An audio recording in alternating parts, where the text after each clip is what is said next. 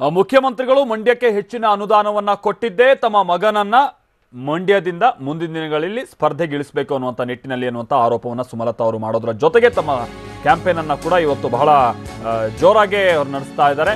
ಮಂಡ್ಯ ಜಿಲ್ಲೆಯ ಶಿವಪುರದಲ್ಲಿ ಸುಮಲತಾ ಅವರು ಅದ್ದೂರಿ ಪ್ರಚಾರದಲ್ಲಿ ತೊಡಗಿದ್ದಾರೆ.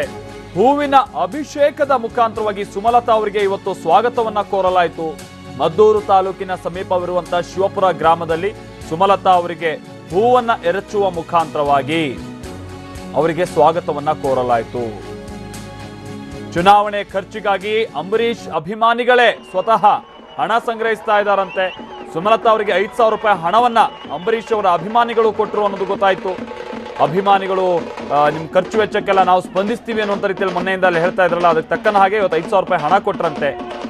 ರಾಮು ಹಾಗೆ ನಂದೀಶ್ ಅನ್ನೋರು ಹಣವನ್ನ ಕೊಟ್ಟು ಸುಮಲತಾ ಅವರಿಗೆ ಬೆಂಬಲವನ್ನ, ಆರ್ಥಿಕ ರೂಪದಲ್ಲೂ ಕೂಡ ಬೆಂಬಲವನ್ನ ನೀಡಿದ್ದಾರೆ.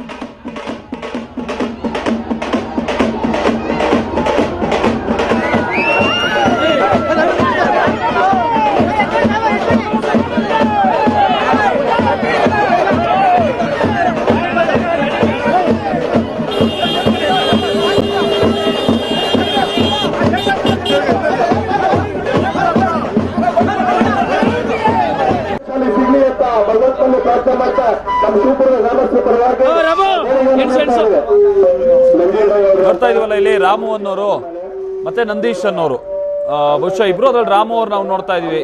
10 ನೋಟು ಅಂದ್ರೆ 5,000 ರೂಪಾಯಿಯಷ್ಟು ಹಣವನ್ನ 500 ರೂಪಾಯಿ 10 ನೋಟನ್ನ ಅವ್ರು ಎಣಿಸಿ ಸುಮಲತಾ ಅವ್ರಿಗೆ ಕೊಡೋದನ್ನ ಗಮನಿಸ್ತಾ ಇದ್ವಿ.